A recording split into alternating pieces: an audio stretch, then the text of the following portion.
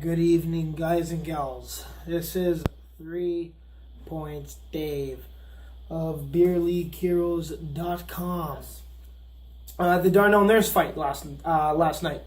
By the way, this vlog is from March 9th at approximately 10 o'clock at night. Just so everyone knows, that's when this vlog started getting recorded. Around 10 o'clock at night, March 9th. The Darnell nurse fight last night. I thought I did the right thing. You know what? There was no replay at Rexall. I talked to numerous people on Twitter, and there was no replay at Rexall.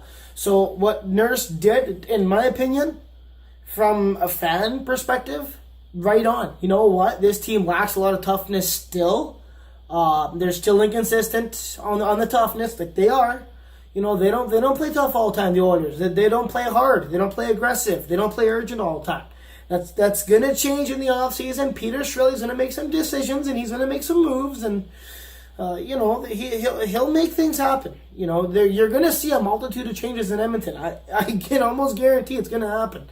You know, I gotta wonder if they're gonna trade Eberle and that pick for maybe Hamonic and Okposo and his negotiating rights. I'm just spitballing. I don't know. I'm just throwing ideas out there. But I know that they're going to trade Yak to Montreal or maybe New Jersey. I mean, they may trade Yak to Montreal for maybe Emlyn or somebody. I mean, who knows? As far as Yak goes, I'm done trying to battle for him. I'm done. There's 13, 14 games left. I can carry on and pout and moan and scream and bitch and whine and the whole nine. It's not going to change McClellan's mind. McClellan's a veteran coach of 8 seasons. He knows what he's doing, and obviously he sees something wrong with Yak that I don't. I mean, I'm just a fan, and like Craig Button has said, fans don't know anything. They're not in behind closed doors, yada, yada, yada, yada, yada. Right? Button's got a point. I'm not the coach. McClellan's a coach. He hasn't won a cup, which I'm a little worried about, but hopefully he can win a cup with his team. But with the juggling of the lines, I'm starting to find out slowly why he hasn't won a cup, but I'm willing to give McClellan time, right? He's in the first year, 68 or 69 games, whatever, into a 5-year contract. So I'm going to give McClellan time. I'm definitely still questioning some of his pairings on defense and some of his lines. I'm going to. I feel as a fan that I should be allowed to question some of his calls in the lineups because he's a veteran of 8 NHL seasons and he's been around the league for a while. So I feel as a fan and a diehard of the Oilers that I can question some of his coaching tactics. I feel that I can. Some of you might disagree, and that's okay, But I mean, I'm not gonna suck up to him and be Mr. Nice Guy to McClellan just because he's been in the league for 8 years.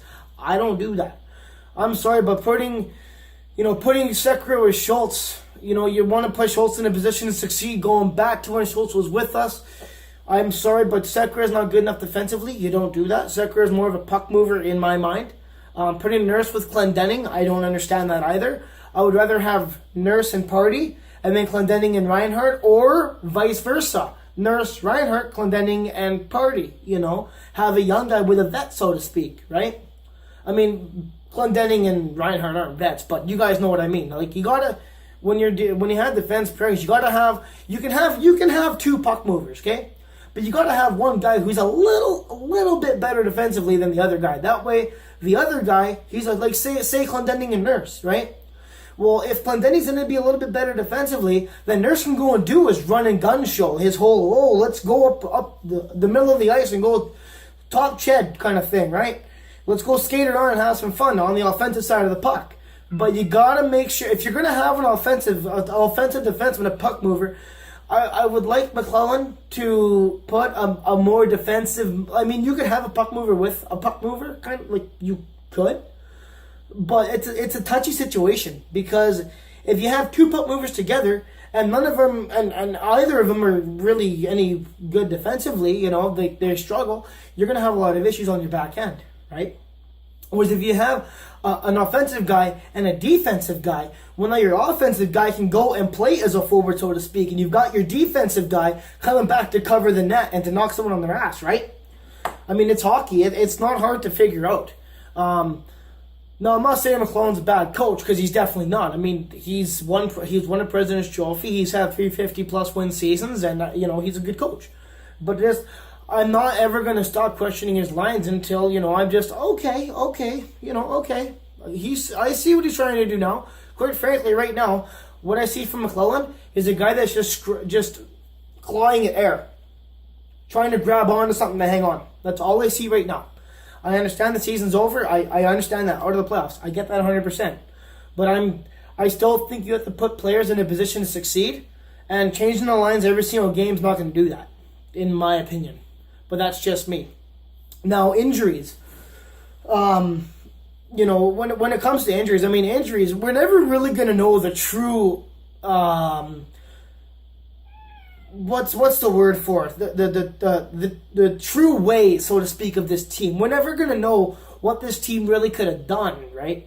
Because we had Eberle hurt at first, right? And then during McDavid, I think it was his 12th or 13th game in the first period, he got the broken clavicle. Knock on wood, hopefully he doesn't get it again, right?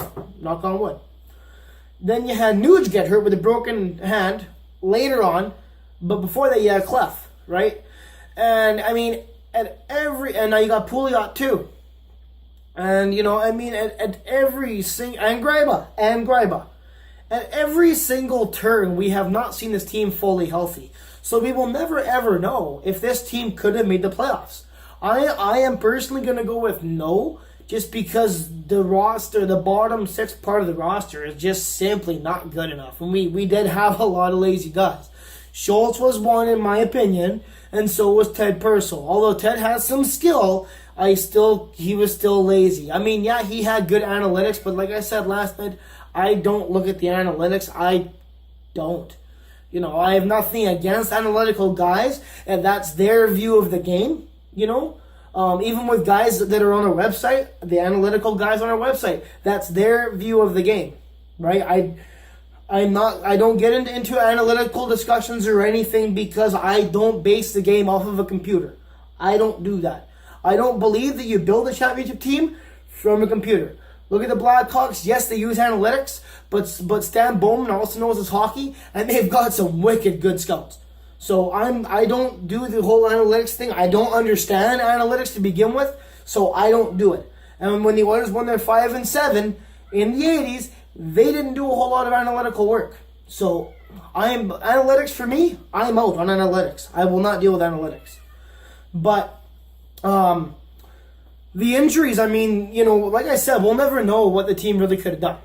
So at the end of the day, they could have made the playoffs. They might not have. Really, who knows? I just wanted to get some discussion going. Wins-wise, let's go with a little bit of prediction here. I kind of, the Oilers right now, the Oilers are at 26 wins. I kind of think they may get to 31-32. I'm not going to put a whole lot of weight of expectation on these guys' shoulders. I'm not going to do that. I'm not going to go there. I'm going to keep the expectations low. I'm going to say that in the last, 13 or so games, they finished the season under 500. I think that they'll win 5 or 6 more, just because the team is still inconsistent, eh? But I think that they could win, 5 or 6 more, get to 31 or 32 wins kind of thing, right? And then, maybe even 33 wins, maybe. But I do expect the team to hit 30 wins. I do expect them to hit 30 wins. They're going to get more than 4 wins in the final 13 games. 14, whatever it is. They're going to. That's obvious. If they come up with a winning record over 500 over the last number of games that they have left to play, even better. Even better. But I do think that they could get between 31-32. I'm going to go with 31-32, and that's what I'm going to set it at. Let me know how many wins you think the Oilers could have by the end of the season in the last, I think, is 13 games. It's been a pleasure tonight. This is 3 Points Dave for BeerLeagueHeroes.com. Dave for all things Oilers news and notes. I'd like you all to like, comment, share, and subscribe. Please and thank you. Have a good night.